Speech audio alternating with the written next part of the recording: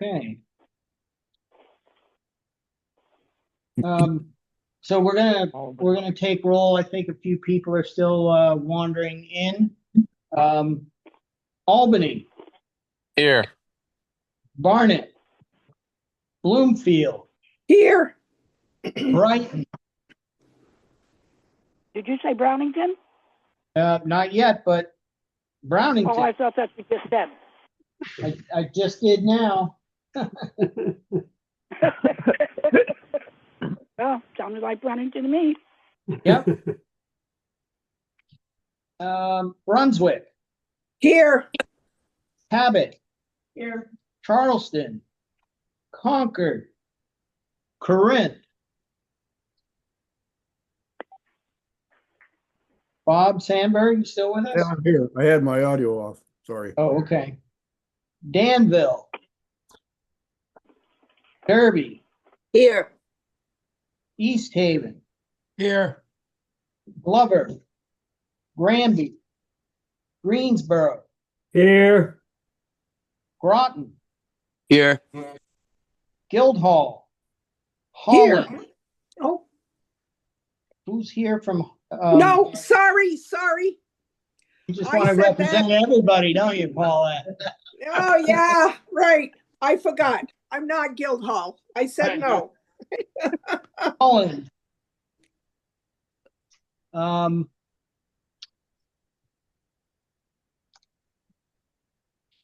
Irisburg. Here. Jay. Kirby.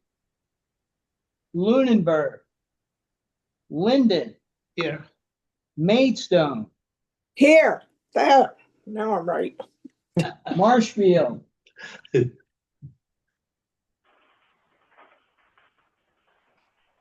Bobby, can you hear? Yeah, I'm here. Okay. Okay. Morgan. Newark. Here. Newberry. Newport Town. Here. Norton. Here. Peacham. Here. Reigate. Yeah. Sheffield. Yeah. Stannard. Here. Sutton. Here. Topsom. Here. Troy.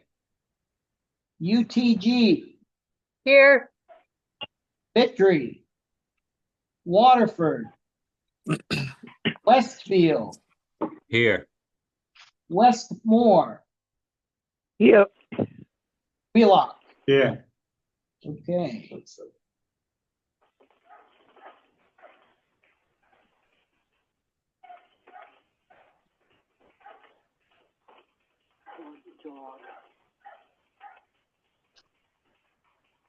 Did you say 27, Steve? Yes.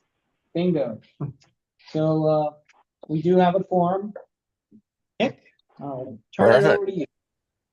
Well, I will call the Tuesday, August 12th, 2025, Northeast Kingdom Waste Management District Board of Supervisors meeting to order. Article 2 is any updates to the agenda. Yeah, I have. Well, Steve has something. Go ahead, Steve. Let's put the surcharge on there. Okay. And we'll put that at the bottom, so we'll do that on after updates. Yeah, and I also we got pre-approval for our solid waste implementation plan, and we need to establish a couple of public meeting dates for that. And Do you want to just do that in other business? yeah, I can. All right. Are there any other updates to the agenda? Hearing none. We'll move to Article 3, the approval of the minutes of the July 8th, 2025 meeting. So move. Second. Do I have a second? Second. Thank you. Is there any discussion? Errors, corrections? Hearing none. All those in favor of the approval of the July 8th, 2025 meeting signify by saying aye. Aye. Aye. If there's any opposed, nay. Ayes have it. Thank you. All right. Did you? Article 4, Michelle, we're gonna do a little quick gathering. Well, she wanted to switch items 4 and 5, if that's okay. Absolutely, that's fine. So we'll go right to 5, and obviously we'll be introducing the new executive director and introducing Chris. I don't know, Paul, if you want to take that over and do it from there. Okay, so I think Chris is front and center here at the Linden Public Safety Building. You want to just stand up, Chris, so everybody can see you? Yeah, we still got you on the camera, so that's good. So this is Taller than you are. yes, he is. Thank you for mentioning that, Jan. Sorry, No, that's okay. my fault. And so, yeah, we talked about Chris at the last meeting, and here he is. And sure you'll say nothing bad. stay around afterwards and Yep. shake hands or Yep. chat with folks. I could give a brief introduction if folks Yeah, why think don't, that's appropriate. yeah. Absolutely. Yeah, well, first I want to say thank you for hiring me, and I'm very much looking forward to getting to know all of you and working with you. So a little bit about my background. I won't take too long, but I've worked for the state of Vermont for the Fish and Wildlife Department for over 31 years now. My last day will be August 31st. So I'm closing in on the end of my first career. Looking forward to starting my second with the district. For the last 25 years, I've been the manager up at the fish hatchery in Newark. So raising trout and salmon to stock in streams and lakes and ponds in the Northeast Kingdom. So I do have quite a bit of management experience there. We've got a few employees. You've got 7 or 8 buildings and some vehicles. And my other passion is community service. I've been on the select board in Linden here since 2018, so almost 8 years. I've been the chair of the Linden Select Board for the past 3 or 4 years. And that's been challenging, but also very rewarding, and I enjoy that. I'll be entering the final year of my 3-year term. I look forward to, working with all of you. I've really enjoyed getting to know Paul better and realize that Paul's shoes really can't be filled. But I'm going to have to forge a new path, but Paul has really built an incredible foundation for this organization, and it's extremely stable, and he's leaving the district in excellent condition, is kind of what I'm trying to say. And I'm looking forward to building on what Paul has already built. He's been, supervisor or executive director for 25 years. I've been manager for 25 years. So I kind of know somewhat what it feels like to leave. And it's not easy. This is his baby. And with your assistance, it's been built up into something, that I think is a model for the rest of the state. The more I read about the district and its performance, it's quite impressive what has been done so far. So I'm happy to take any specific questions. I don't want to take up too much of your time. I know you got other things on your agenda, but again, thank you for having me tonight, and I look forward to starting on September 3rd will be my first day. I've been meeting with Paul once or twice a week over the last few weeks, and that's been really good to get the background of the activities. It's going to be a massive learning curve for me. It's unlike anything I have ever done before. I have managed before, but this is a completely different animal. So I would ask for your patience. I'm very open to conversation and discussion and ideas. I think this is a collaborative effort. I'm the director, but I'm also the person that needs to listen to you the most. So I hope I hope you'll find that I'm approachable, open to new ideas. And again, just really looking forward to getting started. If anyone has any questions, even just for a minute or two, we could do that. Otherwise, we can move on. Thank you, Chris. Thanks. Does anybody have anything brief and quick they'd like to say, or? I mean,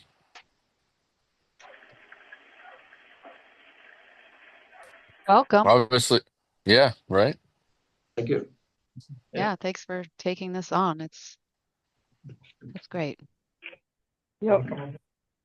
Yep. Not only that, but he's had his hands full for the last 2 years with these floods and whatnot here in Yeah. London. And I don't envy him any, No. and that having been in the road business and town business, so. But I have no idea how he's handled it and kept his hair off, I'll put it that way. It takes a I mean, team. I appreciate you coming on board, Chris. I was really, we were optimistic we were going to find somebody, but we didn't know that it was going to be somebody with close ties to the area. So, I think it's going to be great. It's going to, of course, it's a learning curve, but everybody's willing to help, and this district doesn't get enough credit for what we do and the things that we've done. So, and Paul's been a spearhead for that. So, we're all thankful, obviously, for what Paul's done, and hopefully optimistic that everything's going to just grow from here. Does And- anybody have anything else? Yes, Chris, you said that you were in your last term as chairman of the Board of Selectmen. Do you plan to run again for re-election? I don't know. I haven't decided yet. Okay. Yeah, but I think I've discussed with the executive committee and the hiring committee that I have no issues with recusing myself with any conflicts that come up between. I mean, I don't Being think on it's the a select problem board or anything, because we had a previous, well, actually wasn't in your position, but Joel Cope was from the town of Brighton. He was very involved in the leadership of Okay, Jess? the organization as Okay. the president of the Waste District. Well, and Dave Dill was Linden Selectman. It's not an issue. Yeah. Yeah, that's two entities about as different as you get. Yeah. And I'm grateful that my time on the select board, I think, has prepared me well for how a municipality can interact. The district being a municipality as well, and operations. There's a lot of similarities, but it's also good to maybe have someone from the town side of things and have that perspective as well. Mm-hmm. Absolutely. Yep. Mhm. Anybody else have anything?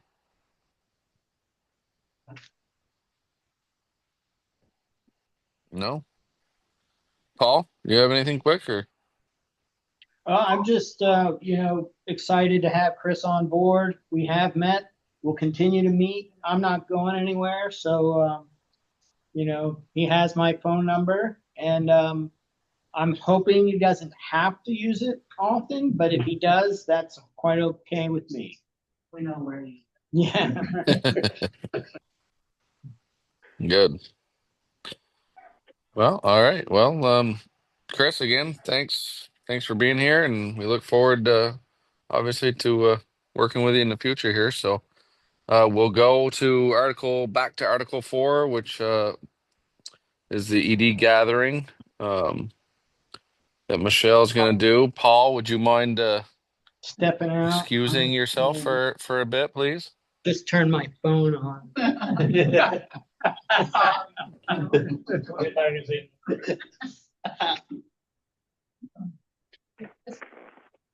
I should have read this in the minutes. We'll read it. He's gonna find out, Okay, but it's, okay, I wasn't sure. yeah, I don't know. I don't know what you guys want to do. Is he already out, Michelle? Sorry, I can't see. No, he's gone. He stepped out. Okay. So I've sent everyone an email about Paul's retirement. And I'd like to see something done as a celebration. I mean, he's been here 25 plus years. I think he deserves something. So Betty and I and Irene, who's not, I don't think is on the Zoom right now. I've been back and forth with emails as well as Chris. And we thought maybe the Wildflower Inn, which is right in Lindenville, could be a host place, have a gathering, a dinner. I was thinking like September 23rd, which is a Tuesday. They told me basically Tuesdays are their better days to host something like this. The weekends are packed right now. Right now we have about $780 left out of the executive director search. Out of that budget, we paid all the bills for that, and that is what is left. The inn told me that the price per plate, it's not going to be a buffet. It would be a per plate person or per plate food, depending on what food choices we chose. Would be between $25 and $35 a plate. She did give me a list of food that could be offered. I was thinking more on the lines of a chicken and a beef, some type of dinner of that way. Maybe offering a appetizer to start out with, like the can't even pronounce charcuterie. Charcuterie. I think board or a cheese platter. Then going into a dinner with garden salad and rolls, and finishing off with Paul's favorite meal is chocolate cake. And then, offering water, lemonade, coffee, and tea. They will have alcohol up there, but you would have to pay that separately. I don't think the board should be offering that. No, yeah. Offer the coffee and tea and water and lemonade. I think having a large board to sign, I think from all the supervisors, if we could, would be a nice memento for him. And then I've been also speaking with his girlfriend, Emily, and she has given me some ideas as Lowe's and Harbor Freight gift certificates. And then he also has a man cave where he's living now. And I found a lighted sign that could have Paul's Man Cave with a rugby football on it. She thought that he would really like that.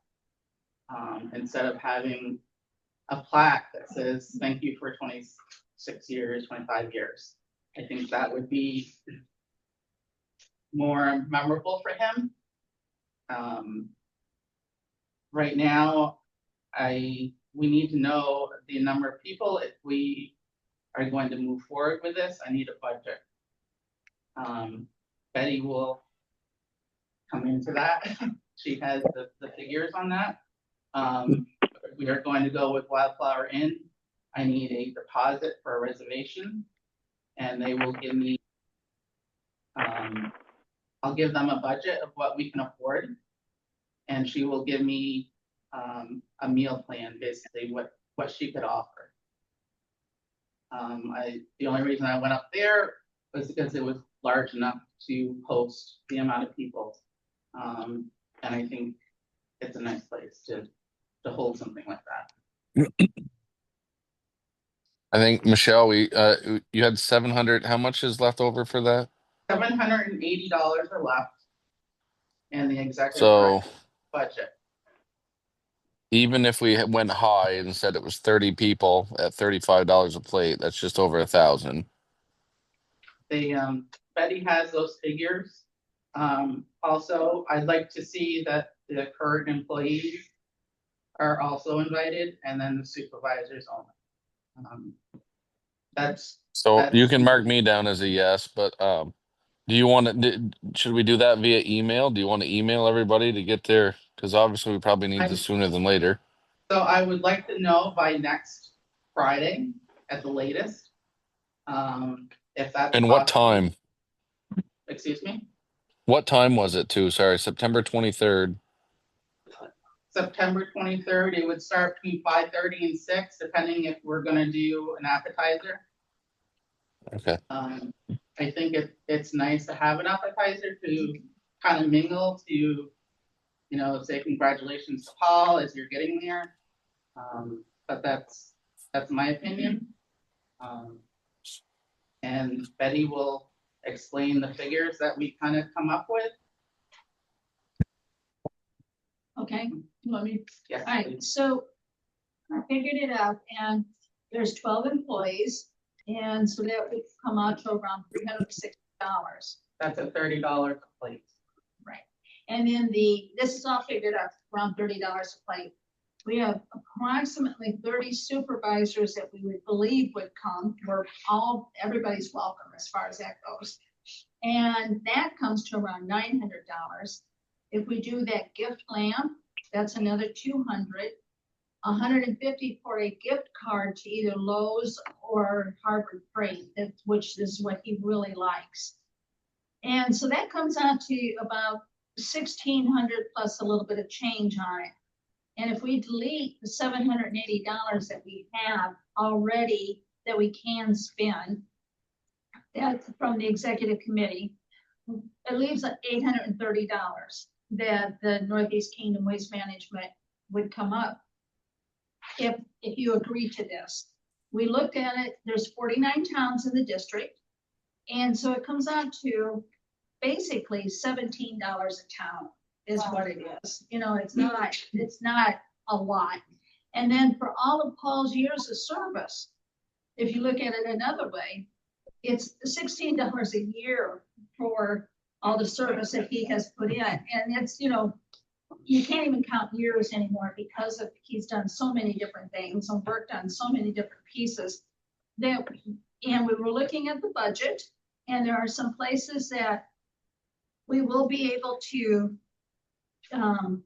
use some of the money that's in the budget to be able to pay for all of it, from the executive search, and then that approximately $830 from the different line items in the budget to do something for Paul, and this is just something because he really does need recognition. He's worked hard all these years he's been here. We don't think it's awful that it's just we can pay for it through the Northeast Kingdom management budget. Any questions? Ken's got his hand up. Ken, go ahead. Yeah, I need opinions from the legal people. Are we allowed to spend our money on feeding ourselves, which essentially comes down to, or should we just ask each one of us to contribute money? Because I have no problem just sending in some money for myself. What's the legal requirements here? Well, first off, we do it every year when we have our annual meeting. We feed ourselves for that too. So, but yeah, for certain situations like this, it's absolutely perfectly fine.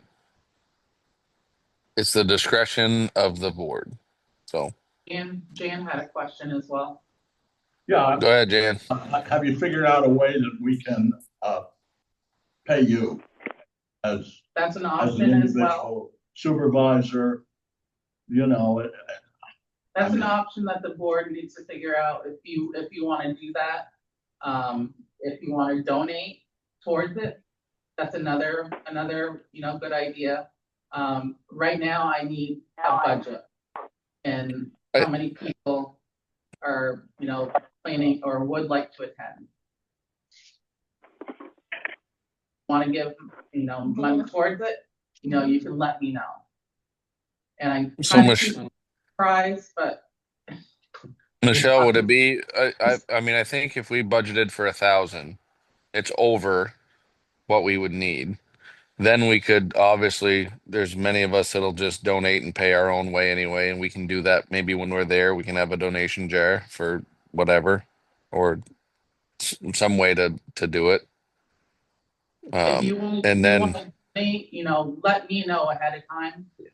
But if you can, approve some type of budget, and then let me know if you want to Can we donate. just not make this complicated? I mean, can we Yeah. pay if we want to?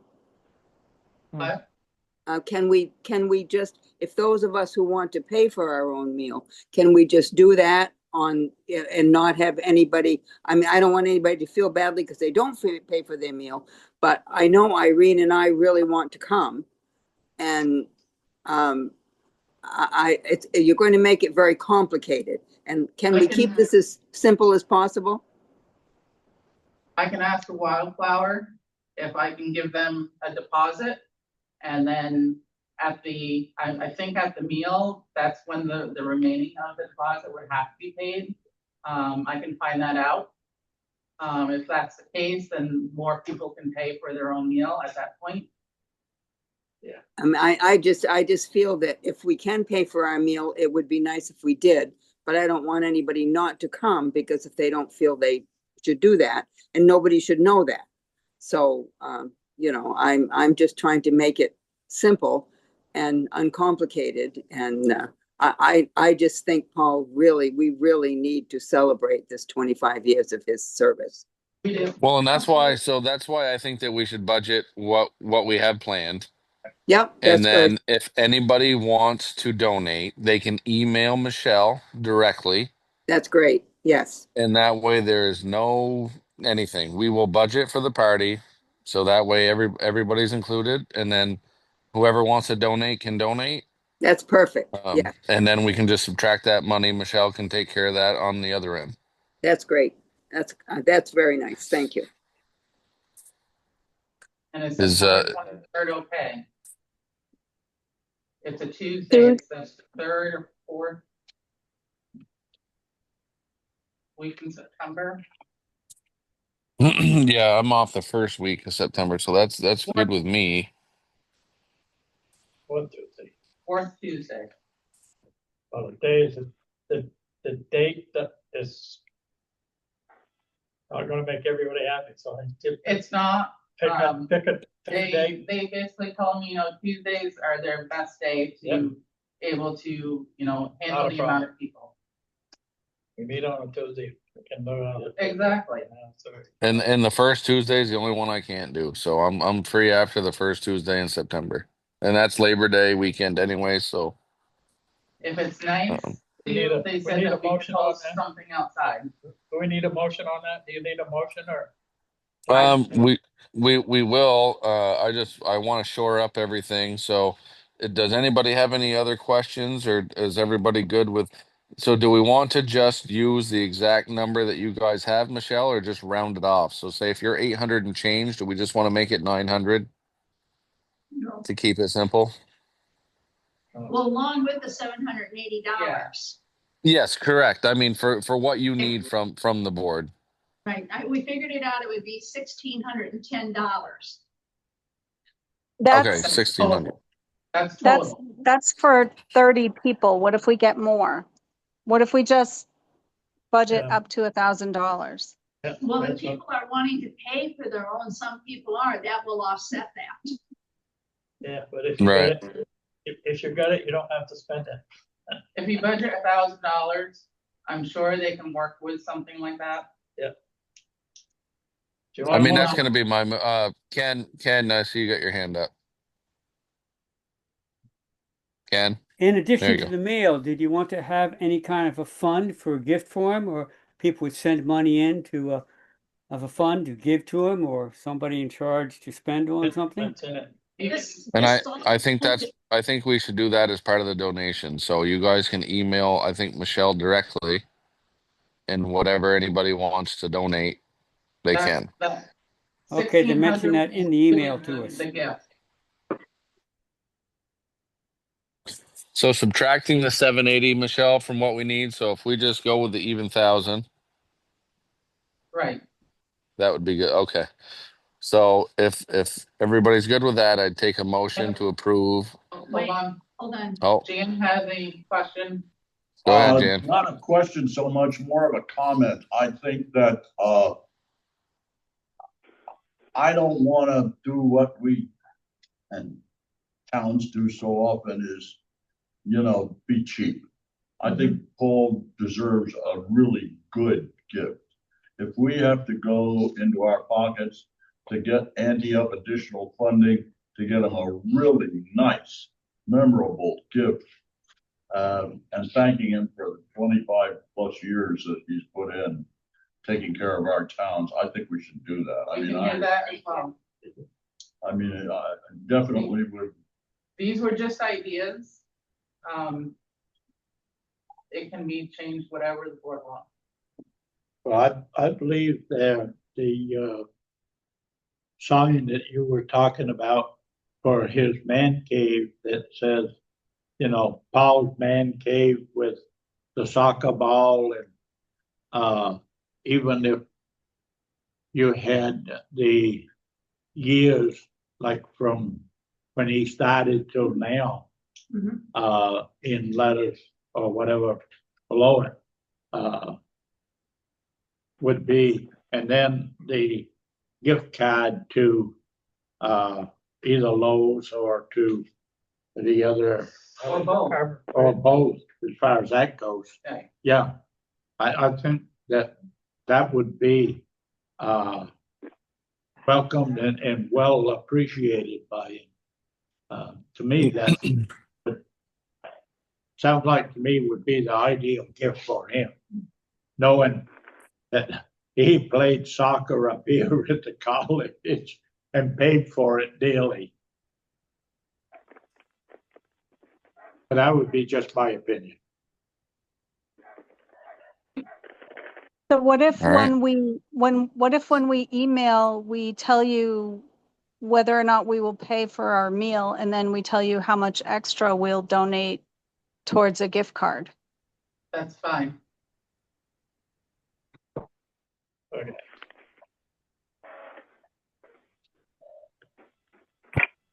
Anybody else have anything? Still need a motion?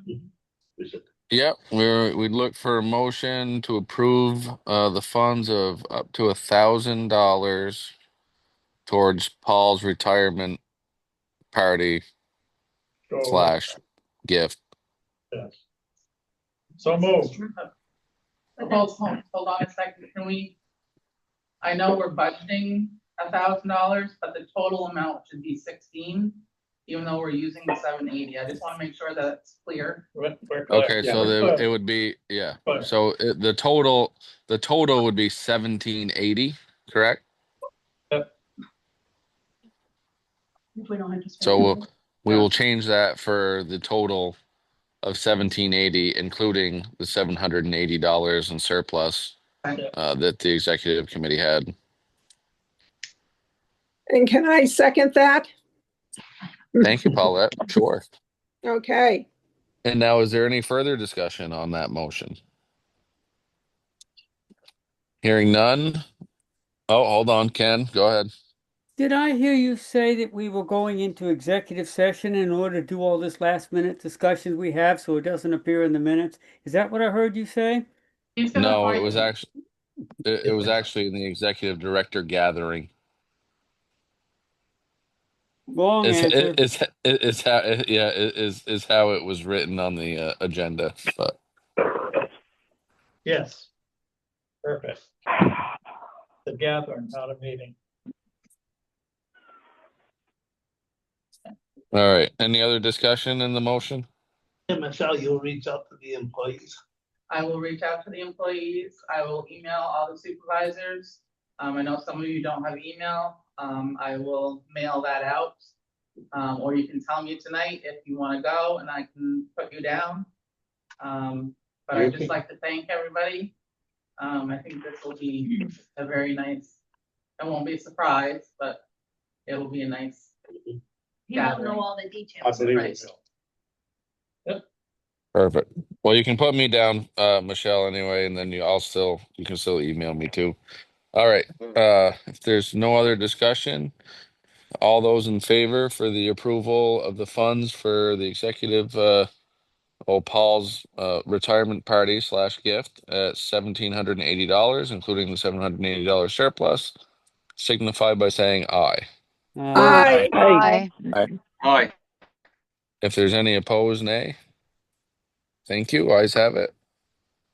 Well, I appreciate that.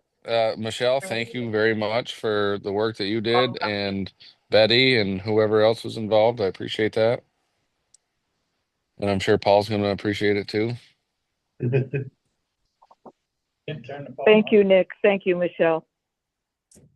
I asked him if he was going to do something for retirement. He's like, I just want to leave quietly. Paul's back, so. And hey, Paul's back. Okay. Silently off into the sunset. No way.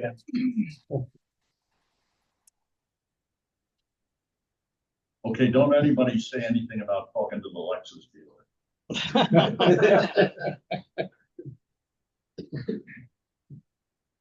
Amazing to me how much a lease is on a Lamborghini. My God. Weren't supposed to say anything about that Lamborghini. Sorry, I thought I was on mute. Oh. No, it was Linguini. You know that. Yes, yeah. Like Queenie. Yeah. All right. We'll go to Article 6, and that's the signing authority for the Passumpsic Bank, where this is just cut and dry. This is basically just the approval of putting Chris on and taking Paul off, which would be not until effect September 3rd, I think it was. Yep. So basically, just need a motion. I'll make the motion. I'll make the motion that we add, no. Yeah. How do I write that? That we add Christian, well, because you got to do his full name, so I think it's Christian Thompson. Okay. To be put on the signing for Passumpsic Bank, and then we would relinquish Paul, and that would be effective for September 3rd, 2025. You could read it right out of the notes.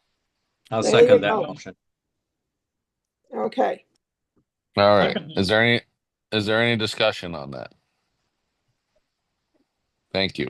Hearing none, all those in favor of putting Chris on the checking for Passumpsic Bank signify by saying aye. Aye. Aye. If there's any opposed, nay. Ayes have it. Thank you. That was an easy one. Can I make, Article 7. Go ahead, Steve.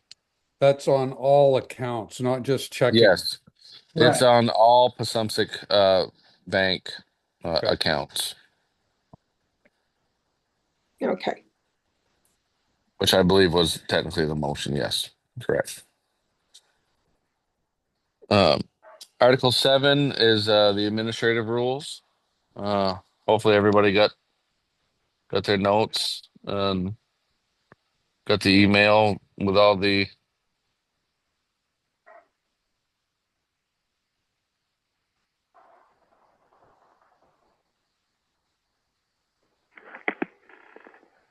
and then Much of that was changed.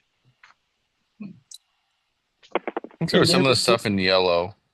For things, well, the dates are in yellow. That's the only thing in yellow right now. There are things added. You know, the last time this was updated was 10 years ago. So legislation has passed that required certain things be included. I think the Family and Medical Leave Act. I think there's wording in there for victims of crimes. Child credit, yeah.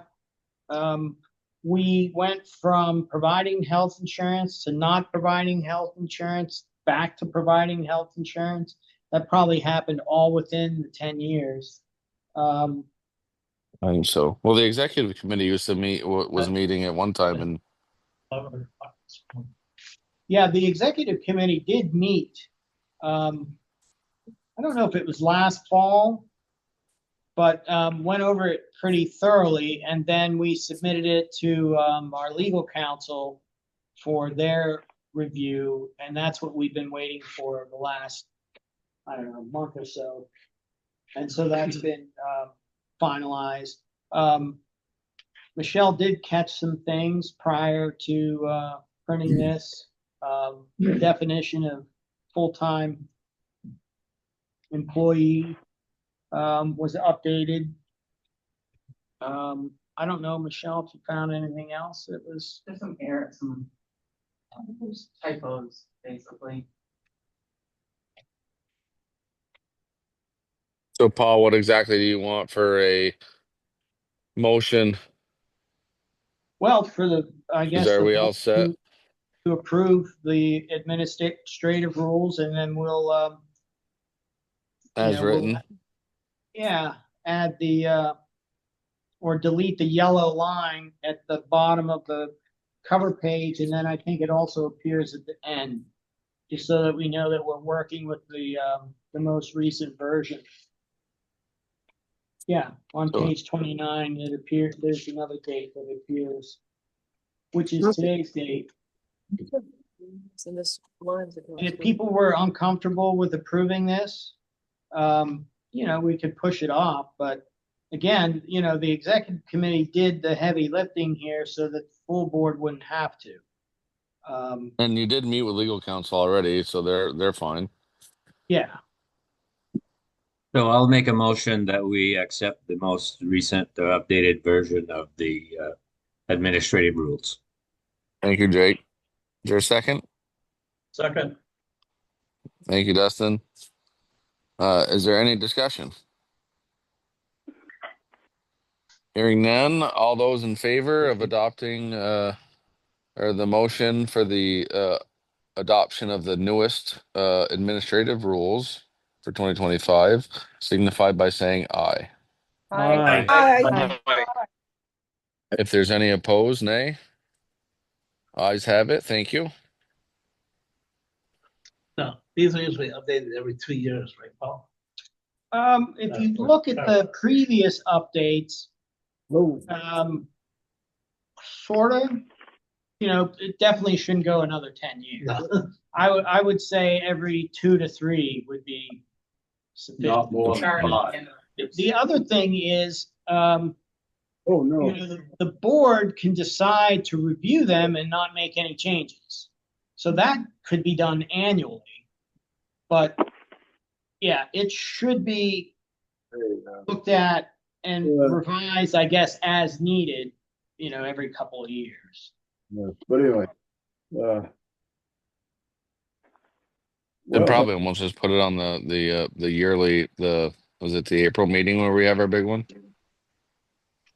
Yeah, no. do that. Yeah. So it's just the camps run like Fairly Lake Memorial.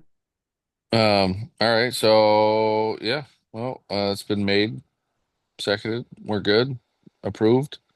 We can move on to Article 8, which is updates, financial programs. Does anybody have any specific questions about the finances at this point? Just one. Yep, go ahead. Number 72, I see the lease has 0. The truck lease.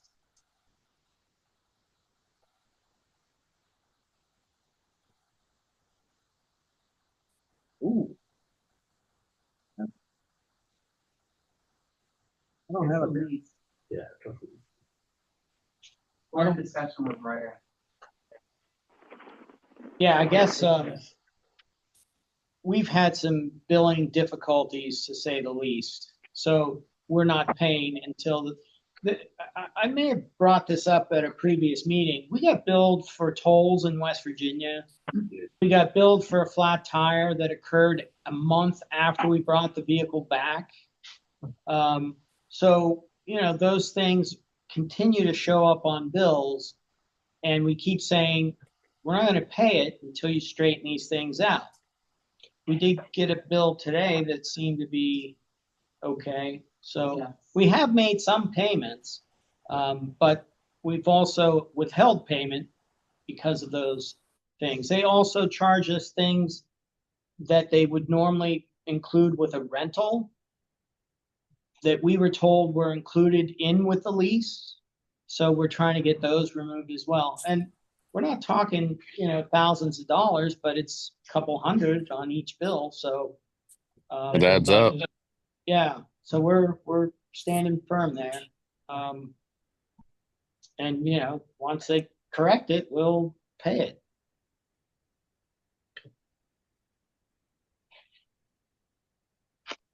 Anything else? We're still in decent shape. We haven't applied for our SWIFT grant. I'm saving that one for when Chris starts, so we can go through that process together. It's an annual process, fairly straightforward, but we'll work on that probably right before the next meeting. Okay, so It shouldn't take long.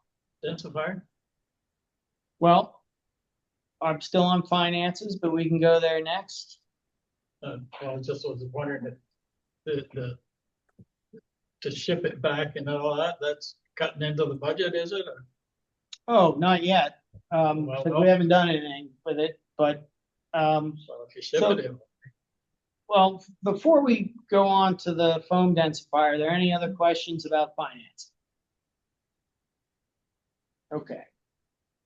So as far as the densifier goes, we had kind of a brownout a week and a half ago or so. The company who sold us the densifier put us in touch with the company who manufactured the densifier. They suggested we put it in a pickup truck and drive it to New Jersey. At that point, I said, well, maybe I ought to get the insurance company involved, submitted an insurance claim. We were contacted by someone, heading up the claim saying, well, have you tried a local electrician? We contacted the electrician who installed the machine. He came out, it was Sutton River. They came out today, looked at the machine, and it's doing the exact same thing. It trips a breaker that's inside the machine every time we try and reset it and start it. He couldn't figure out anything beyond that. So I need to now update the insurance company, and then they'll tell us what the next step is. Whether or not that's, packaging it up somehow and shipping it to New Jersey. But I think that's probably the direction we're headed, because they can troubleshoot it. They have the parts to fix it. I would suspect our insurance company would, cover that kind of a claim, because it was something that happened. When the day it happened, I just walked over to LED because it's right there and asked them, is what happened, could it affect our high amperage equipment? Because our baler went down too. Baler started back up after the power issues were over, but the foam densifier didn't. And they said, absolutely, it would affect that equipment. And I've heard other folks around town say that they had some equipment issues as well. So, it's fairly well documented. Just got to pursue the next steps at this point. But I don't know how quickly, even if we get it to New Jersey, how quickly they'll look at it, turn it around, and send it back. So we've asked everybody to stop collecting foam until we have at least a better idea of when it will come back. But we have so much foam backed up now in the warehouse because people didn't stop taking it. And our drivers picked it up because it was getting in the way in some facilities, that we'll probably spend some time working through the backlog before we give the okay for folks to bring it back in. So, Paul, I have a question. It might be somewhat premature, but I just need to ask it. If this machine needs to go back there to get repaired, would this be a time where we may have a conversation about maybe getting a machine that has a little more capacity? it seems like it's always difficult to keep up with the supply of styrofoam that comes in and to run it through. So just had to ask the question. It's a fair question, but the capacity of the machine isn't the issue. It's the ability to staff it. Ironically, I put 2 part-time people on payroll. The first one was actually processing foam on a Thursday, and that's when we started having issues. And so we hopefully solved that problem. And you know, we have some other things that they can do, but they're ready to work on styrofoam as soon as the machine works. And then again, I don't think it's the capacity, it's not the throughput. We can put foam through that machine all day long, and it'll keep up. It's just a matter of having 2 people run it at the same time. Jan had a question before Steve. I just wonder, what was the warranty on that machine? It was 1 year, and it's been, I think we figured just shy of 3 years now. Been that long? Yeah. It was September of 22, maybe. Shannon's shaking her head yes. She was here, so. Yep. We had it. Go ahead, Steve. The company doesn't have a loaner machine that they could let us borrow while ours is away? Well, that's a good question. You know, I think that's going to involve more shipping, you know, separate. You know, What if we told the insurance company that we would bring it down and swap out? I don't know. First of all, I don't know how we do that. I don't really want to take one of our trucks and send it down to New Jersey. They, you know, suggest that it's a 4.5-hour drive. It's at least 6. Yeah. And that's, I don't know if that factors in traffic. I'd rather, that's why I wanted to pursue the insurance claim, because I figured the insurance company would help guide that process. You know, obviously they want to do it not cheaply, but they want to do it so that the machine gets repaired properly and gets handled properly, you know, to and from the facility. Would the insurance cover trucking it down there and back? I don't know. And again, I don't know who would do that. Steve, go ahead. I didn't think you were finished. Yeah. The insurance, I mean, I'm sorry, the manufacturing company doesn't have a service truck with parts where they could come. I mean, paying them a trip charge is going to be cheaper than mailing that thing down there. Well, I don't know. You know, we would have to pay someone to travel, and then if they can't fix it, you know, they suggested, well, if you send it back to us, we have everything we need here. They felt pretty confident that they could repair it. So again, I feel more comfortable letting the insurance company kind of tease out those details. And did that answer your question? Yes. Thank you. Sorry, Dustin, go ahead. Timeline? They didn't give you a timeline or repair? No, because they don't know what's wrong. But now that I've told, or I can tell them, hey, an electrician looked at it, spent about a half an hour here on site, couldn't troubleshoot it. So now I throw it back to the insurance company. Maybe they reach out to the manufacturer. You know, I'm not sure what happens at this point. It's a pretty simple machine. Like, you know, Paul and I were looking at it. I mean, there's not much to it. So I don't see where it's probably going to be that big of a deal. Once they open it up, they'll probably, whether or not they put a new circuit board in it or whatever, it's only got that one brain. So. Okay, cool. Paul, do you know how much it weighs?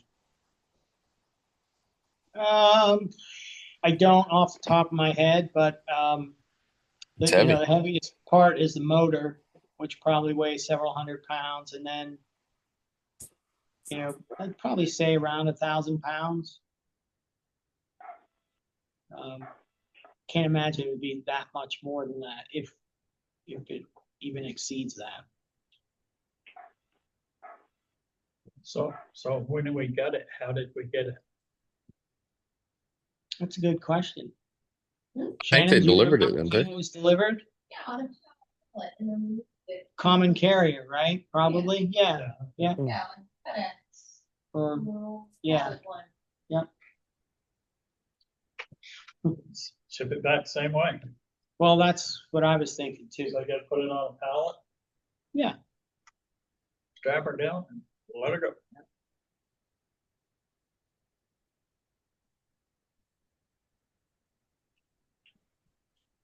I would wrap a bunch of our cardboard around it before you just ship it off. After all, we have so much.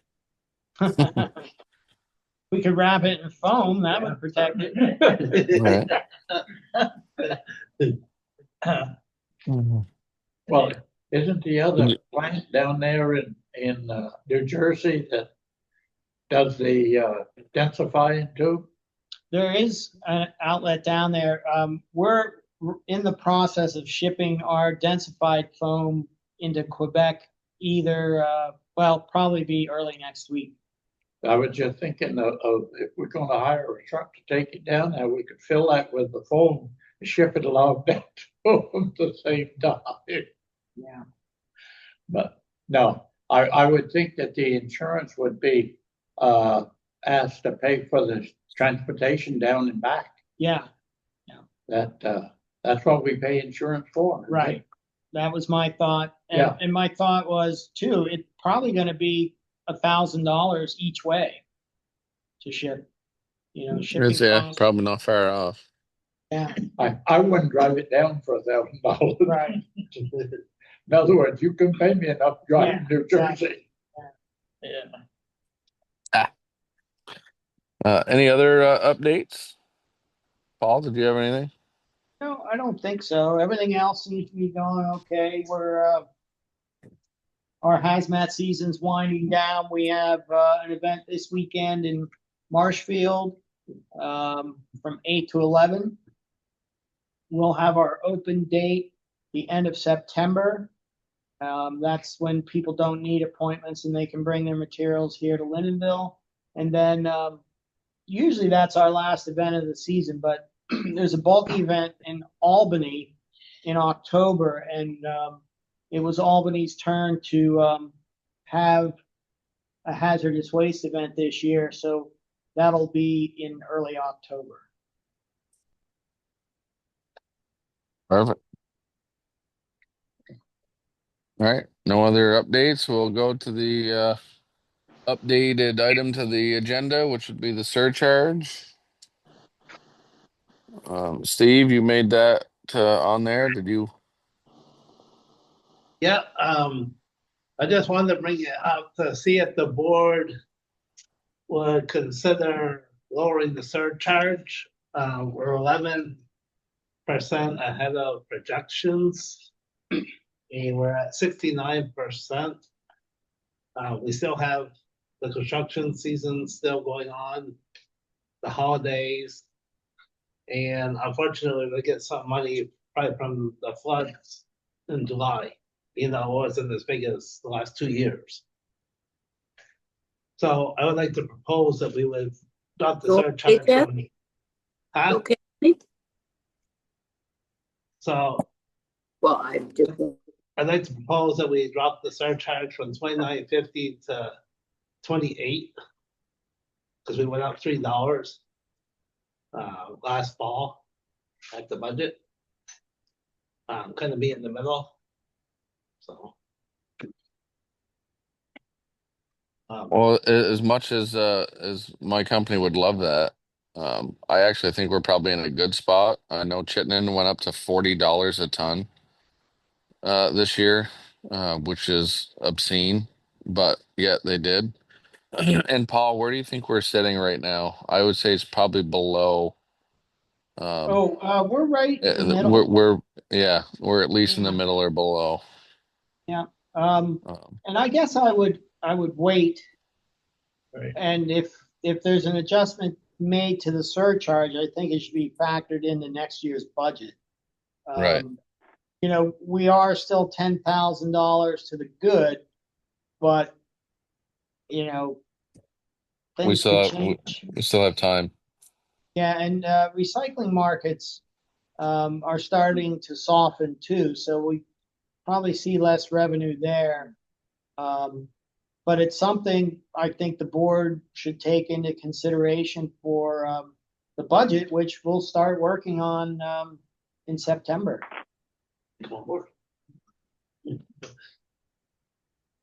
But it's always, I think it's always harder. You know, yeah, I think people would like to see the surcharge decrease, but then, you know, if we're going to raise it again, no one likes to see that. So, yeah, I think we just, the prudent thing to do would be to keep an eye on it and see where we end the year, or at least get further along in the year and see, you know, because we don't want to end the year with a deficit. Right. Right. Happy no more budgets, Paul. What's that? No more budgets for you. Yeah. No, I'm gonna work with Chris on this next one. I think that's only fair and reasonable to help with the next one. And then he'll be turned loose for the 2027 budget. Yeah. No, fair enough. Because the executive committee will meet typically the end of September to hammer out the budget, and then it's brought before the full board at the October meeting. Then we have the public hearings, and you know, if there's any tweaking necessary, it's done prior to December 15th. So yeah, Jan has. Yeah, so should be good. Go ahead, Jan. Yeah, I was just thinking, what happens to the stuff that we ship to Canada? How is that impacted by tariffs? So far, we haven't seen any impact. The one thing that's happening that I think is affecting prices paid by Canadian markets is the strength of the US dollar. The exchange rate right now is really favorable to the US. And so it's like $1.38 Canadian, per dollar. So I think that's affecting prices more than anything else right now, because they're paying for the material and having to pay more, even though it's less because of the exchange rate. Makes sense. right. Is there a tariff on the stuff that we ship to them? Not that I'm aware of. We haven't seen that. Our broker hasn't mentioned anything like that. So I don't know, you hear talk about all these tariffs on particular countries, but I'm not sure what industries they're targeting often. Mainly raw goods, It's lost autos. in some of the discussion. Nothing that we're dealing in. Not a tariff on trash, huh? No, not yet. All right. Well, It ought to be with the trash coming into the state from out of state. From what I see going up through and coming out of Connecticut and Massachusetts and all of them. The tractor trailer job, one after another, going up and dumping. Yeah, supposedly, that's all approved, right, Shannon? Yeah. None of it is municipal solid waste that comes from outstate. It's like specific Dirty soils, typically.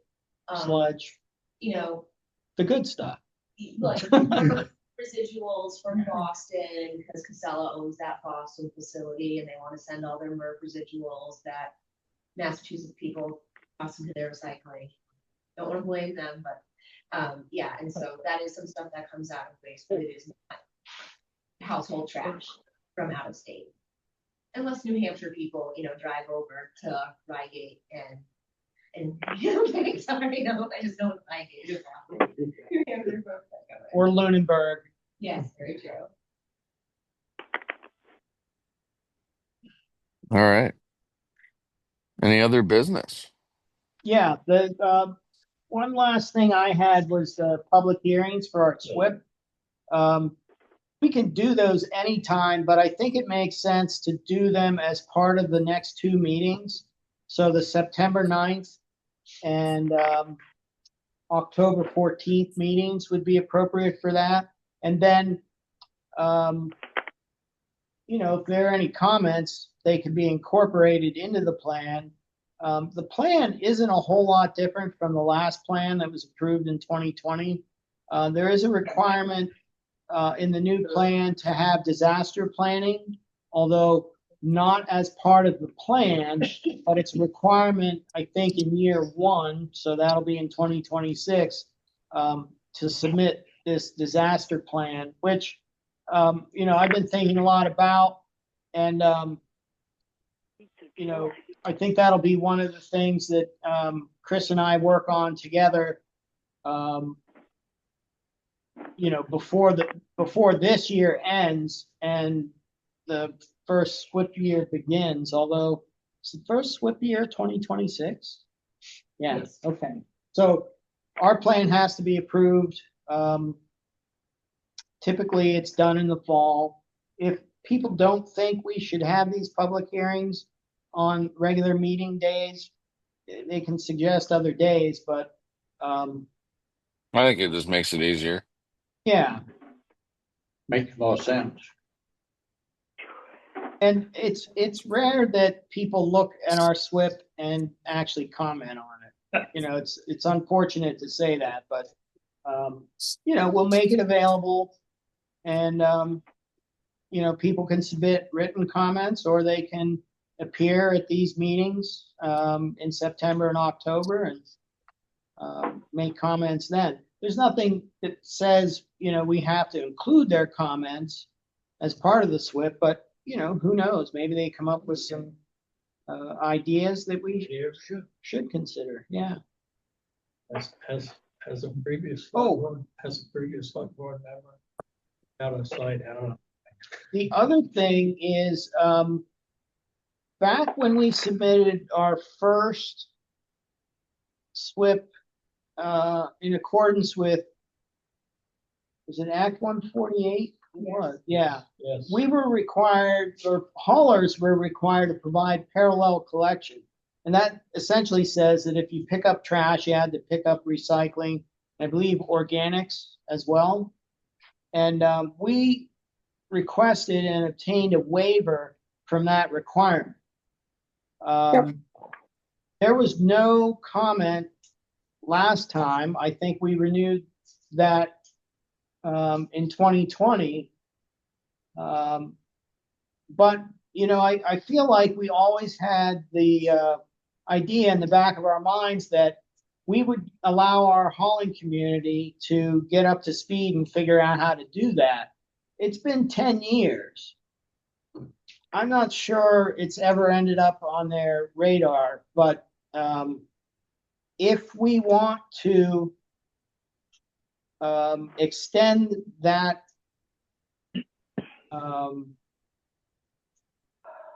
what's the word? Exemption, then we have to let the agency know by September 15th, which would be right after the next board meeting, which I think, is scheduled for September 9th. So it's something to think about. It'll be on the agenda for next month's meeting, but should we allow, or should we require haulers to provide the parallel services that they were supposed to provide 10 years ago? like, again, the thought was that they had time, but again, Either way, from a hauler standpoint, Paul, we're covered because we don't technically have to do it ourselves. We can hire a third party, which is exactly what we're doing now, yeah. from a hauler Well, standpoint. So it doesn't matter if gentlemen, we, I mean, doesn't hurt let's either pause the way. question. Is the issue here that recyclables we picked up by the district, but consideration is not to also include trash? Paul, here we are in Westmore dealing with that very issue. Go ahead. Right. No, the district doesn't pick up trash or recycling per se. We service facilities by collecting their recycling. That's different than providing residential or commercial collection, that's curbside. So we wouldn't be forced to pick up trash, but anybody picking up trash would be forced to pick up recycling. Anybody picking up trash has got to pick up recycling too. But the district does pick up from the facility, the transfer station here and so on. So they are the haulers. It's not treated the same way though, because we're not going door to door. Yeah, that's the residence thing. Yeah, rather than the facility pickup. Yeah. Okay, thanks for clarifying that. I kept wondering about it all. Yeah.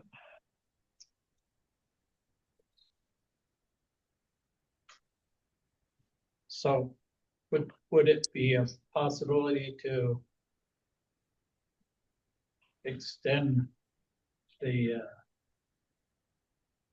exemption? The extension yeah. one more time and make sure that haulers know it? Absolutely. And the language we've used in the past could be used in the future. Basically, we have drop-off facilities that collect the things that we're talking about. We have one of the lowest waste generation rates in the state, if not the entire country. So I think making the case for the exemption is pretty much the same language that we've used in the past. I just, when we did discuss this and we had some hauler meetings, we were like, look, we're going to get you this exemption, but you need to work towards being able to meet these goals at some point in the future. Well, was 10 years long enough? I don't know. Well, it's not, and I'll tell you why. I mean, one compost truck right now is $380,000. Uh-huh. We just bought a non-CDL truck, and by the time we got it retrofitted, it was 380 grand. To try to send that to every household that we have in the kingdom, never going to happen. Which is why you either do a third party or you don't. I mean, I have a third party that helps us pick up stuff.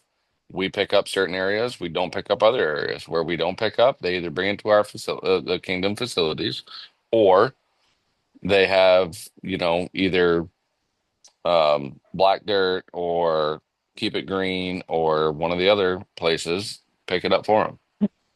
Right. Ken has his hand up. Go ahead, Ken.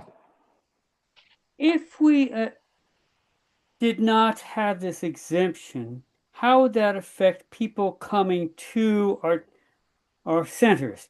Because I'm assuming right now some people are bringing in their cardboard and paper, but they had trash picked up at their home. Am I right on that assumption or not? Yes. Yeah, you're right on that assumption.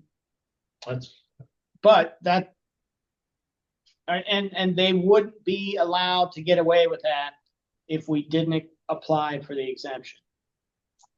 Because I think there's an advantage to people coming to our transfer station because we accept so many more things and keep them separated than any hauler could ever do with their $380,000 machine. Right. Yeah, well, and it also makes a lot of sense for a town like Greensboro to have a private hauler take the trash and then direct the residents to use the recycling and the composting services provided by the town. And that happens in a number of district towns. The private sector does what they do best, and then we fill in, where those other services are needed. I think that's well, and ultimately it's not a level playing field anyway, because especially in the kingdom, we have a very vast amount of small haulers that still mainly only pick up trash, and sometimes they do an every other week recycle pickup with their trailers. So Right. it's not we're not in an ideal setup. I mean, I think the exemption would be great. Either way, it's not going to change the way that we're doing it, whether it's legal or illegal. Either way, Well, that's It's just partly geography. Yeah, that's the way it it works may, up here. it may actually force some of the smaller haulers who aren't able to comply out of business. yeah. But Oh, well, right. let's put it this way, Paul. Do you think it's really going to happen? Because look at the say the Jeff Hookers and the whoever. They're going to continue to pick up. Right, So but I they also, wonder. I wonder what it's really going to do. yeah. Well, it's going to create an enforcement nightmare where we'd have to chase smaller haulers all over the place. Yeah. Yeah. I mean, let's face it. I mean, we're not going to do it. So we got to kind of do what's in our best interest. Shannon had a comment. Yeah, because it's a parallel collection requirement. If the district were to not have an exemption and a hauler still does not offer recycling collection, then the DEC would enforce against that because it's a condition of their hauling permit that they offer recycling collection.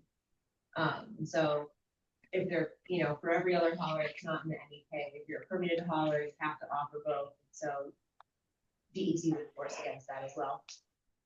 But the cost of using a town employee, though, the cost of that falls on the town, whereas an outside hauler, the cost falls on the resident who requests that service. Right, but they can request the service. If they have a smaller hauler, they're not going to get that service from a smaller hauler. So that's the decision that needs to really be considered is, are the district towns comfortable with, helping out the small hauler community? Because that's basically what it boils down to.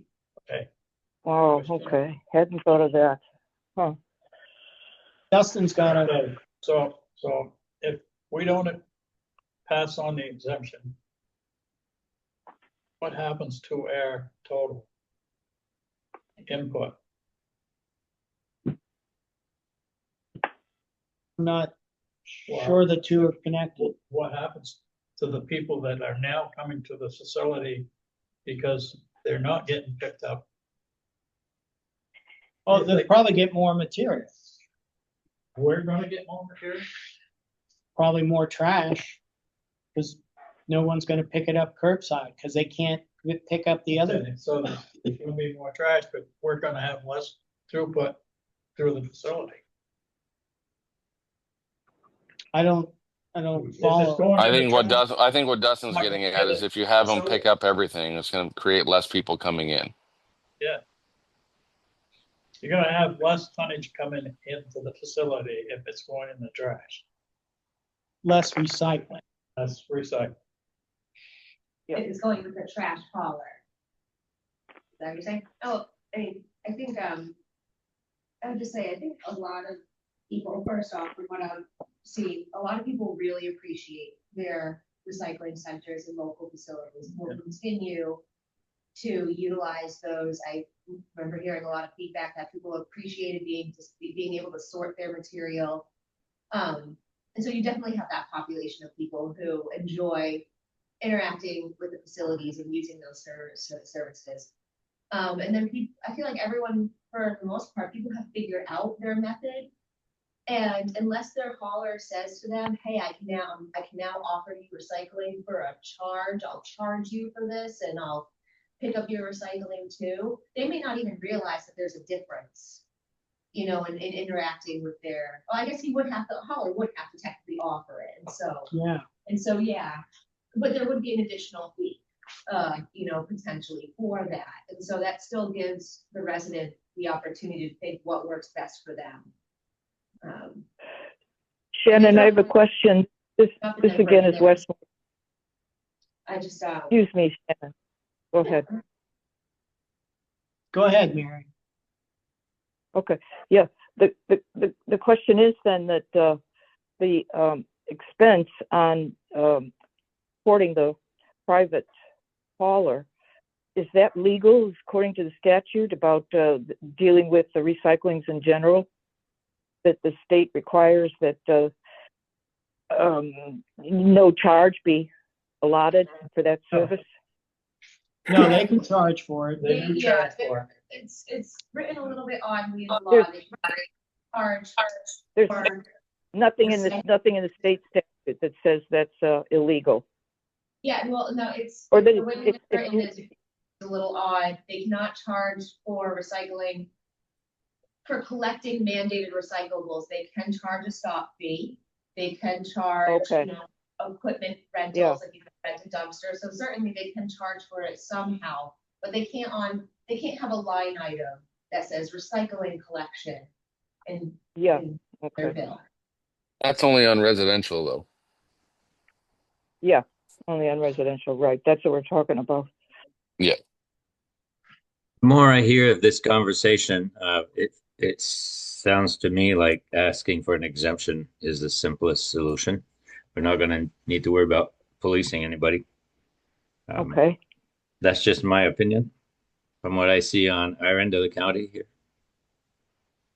I also. We get really good participation at the recycling center. It's like it's the social event of the week every week. No, I agree, Jake. And it's going to be on next month's agenda, so we can always speak Yeah. more about it next Yeah, I month. think this was a good conversation. I will say that a couple years ago, I looked at, where trash was generated and where it was managed. And in every town that has a transfer station, 80% of the trash attributed to that town went through that facility.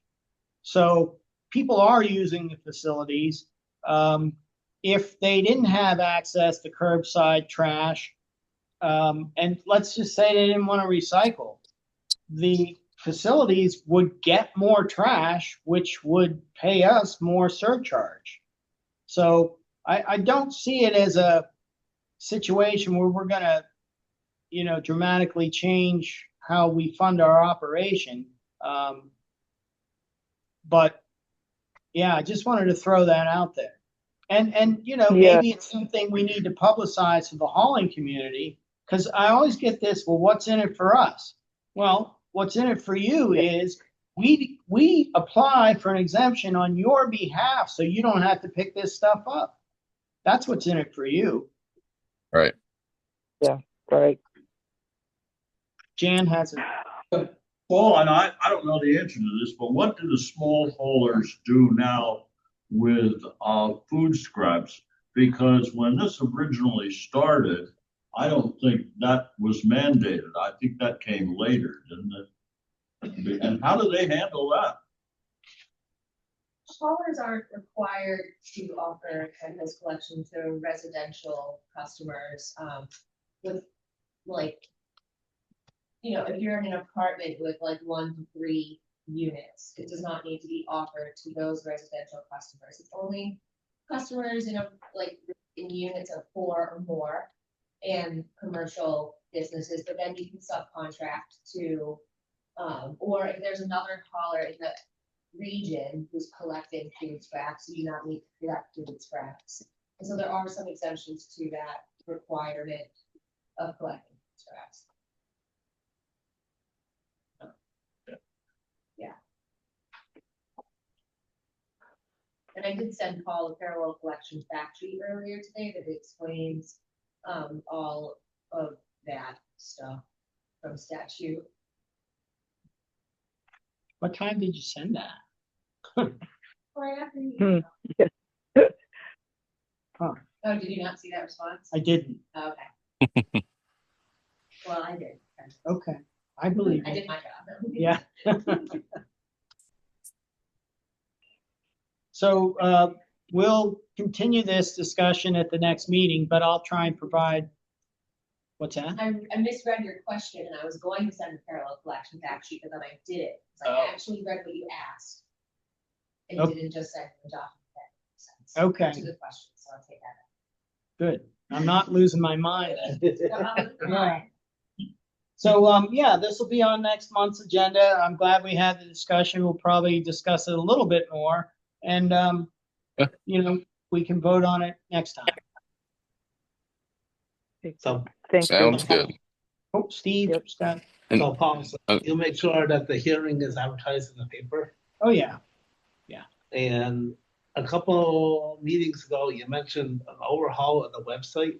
Yep. How is that coming? Well, I'm glad you brought it up, Steve, because I have to ask Shannon a question about that. It was due to launch today, but we can't find out who hosts our domain. Do you have any clue, Shannon? Putting you on the spot. You can think about it and just. Oh, that was so difficult to figure out. I think it's Spectrum. I think you're right because, yeah. Yeah. Because we thought it might be Wix and it isn't. So the only other option is, okay. Yeah. Great. Thank you. Perfect. Any other business? Well, if there isn't No. any, then you know what I'll take for a motion. I'll second. Dustin, Dustin and Paulette, thank you. Is there any discussion on the motion to adjourn? Hearing none, all those in favor signify by saying aye. Aye. Any nays? There never is. Ayes have it. Thank you all. Have a great night. We'll see you next month. Thank you. Good night. Bye. Bye-bye. Good night, Miriam. Thanks, everyone. Good night, Paulette.